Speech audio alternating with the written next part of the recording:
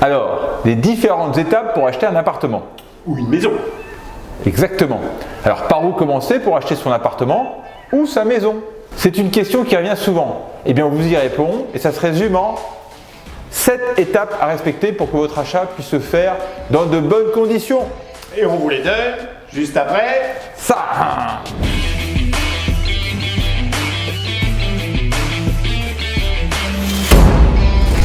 Salut, je suis Jean-Jérôme. Et moi, Arnaud. Bienvenue sur notre chaîne Plus-Value Immobilière. Le meilleur endroit pour vendre ou acheter votre bien immobilier, économiser votre temps et votre argent. Et on est bien placé pour vous en parler puisqu'on a vendu des centaines de biens immobiliers. Déjà. Eh oui.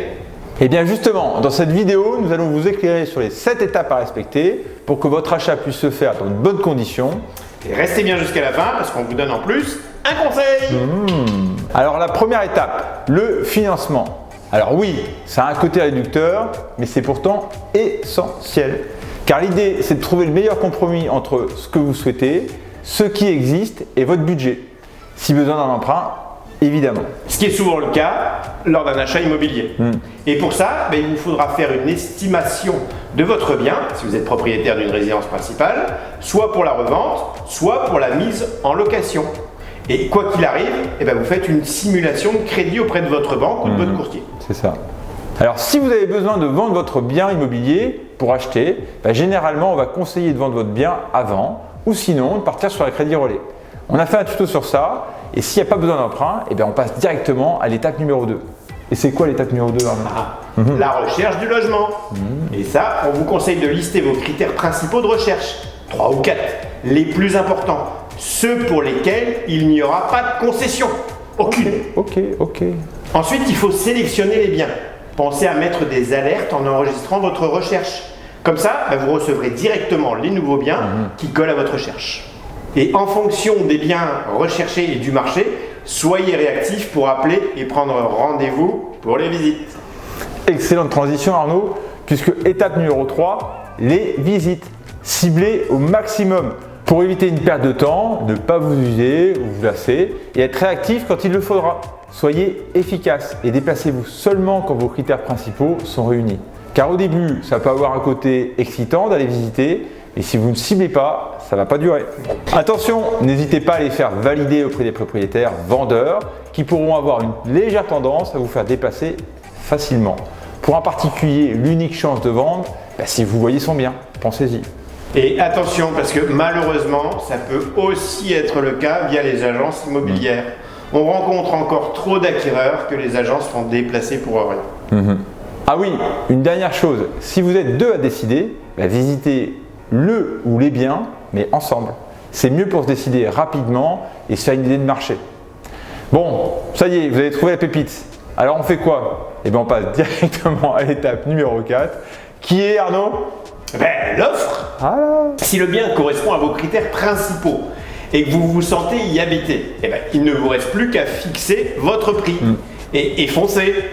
Alors pour ça, le mieux c'est de rédiger une offre type. Vous pouvez en trouver une sur internet ou via l'agent immobilier. Et puis il est aussi possible que votre offre elle ne soit pas acceptée si elle n'est pas au prix. Donc on passera à l'étape numéro 5. Qui est la négociation. En fait, on a fait un tuto spécifique sur cette partie qui devrait vous aider si besoin. Pour résumer, faites valoir votre connaissance du marché, votre solvabilité et votre capacité à vous engager de suite. Ça pourra faire pencher la balance de votre côté ou pas. Alors une fois que vous êtes OK sur le prix avec le vendeur, vous pourrez passer à l'étape suivante, l'étape numéro 6. C'est quoi, Nono? La promesse de vente. Fixez un premier rendez-vous chez le notaire pour le compromis. Alors vous comptez entre 1 et 3 semaines. On a fait un tuto spécifique sur tous les délais. Une fois le compromis en poche, il vous faut maintenant passer à l'étape numéro 7. Si et seulement si, vous faites un crédit. Toujours. L'étape numéro 7, l'emprunt. Concrétisez votre prêt auprès de l'organisme financier choisi. Vous aurez 2 mois pour avoir l'accord et recevoir l'offre de prêt. Votre accord de prêt reçu, appelez le notaire pour anticiper et fixer le rendez-vous chez le notaire pour finaliser l'achat. En général, un délai de 11 jours. C'est pas en général, c'est un délai de 10 jours. C'est de 10 jours, exact. Un délai de 10 jours vous sera nécessaire avant de retourner l'offre signée. On appelle ça le délai de réflexion. Alors on arrive donc à la dernière étape, qui est le passage obligatoire avant de devenir de nouveaux propriétaires. C'est l'étape numéro 8, la signature de l'acte authentique chez le notaire. Alors il se sera écoulé 2 à 3 mois depuis le compromis. L'acte authentique, on valide ce qui a déjà été dit lors de la promesse de vente. Les versements dus sont régularisés et vous êtes l'heureux propriétaire, vous avez enfin les clés. Il ne vous reste plus qu'à aménager et attaquer les travaux s'il y en a. S'il y en a. Eh oui. Voilà, c'est le moment pour nous de faire un résumé avant de vous donner notre conseil du jour. En résumé, respectez ces 7 ou 8 étapes pour que votre achat soit un bon souvenir. En 1, le financement, vous définissez votre budget d'achat. En 2, la recherche efficace. En 3, les visites ciblées. En 4, l'offre, se positionner. En 5, la négociation, important, un plaisir pour certains, un stress pour d'autres. En 6, le compromis, on arrête la vente et les conditions. En 7, l'emprunt, on dépose son dossier d'emprunt pour recevoir son offre et dans les 2 mois. Puis en 8, dernière ligne droite, l'acte authentique, on devient le nouveau propriétaire. C'est bon, on est content. Bah bien sûr. Voilà, du coup l'astuce, tu l'as Arnaud quoi? Bon alors, ça peut paraître évident, hein, mais pour que ça marche, il faut respecter ces étapes de façon chronologique. On commence par l'étape 1 pour la finir par l'étape 8. Et dans le bon sens. C'est pour ça que je voulais que tu la donnes l'astuce Arnaud. Elle est très bonne. Non, mais elle est bonne. Elle reste bonne. Elle reste bonne. Maintenant, à vous de jouer. Et si vous souhaitez partager votre expérience, c'est avec plaisir. Vous pouvez le noter dans les commentaires. Et puis, si vous voulez être averti des prochaines vidéos, abonnez-vous et cliquez sur la petite clochette. La petite cloche, voilà. Allez, on vous dit à bientôt. Ciao. Ciao.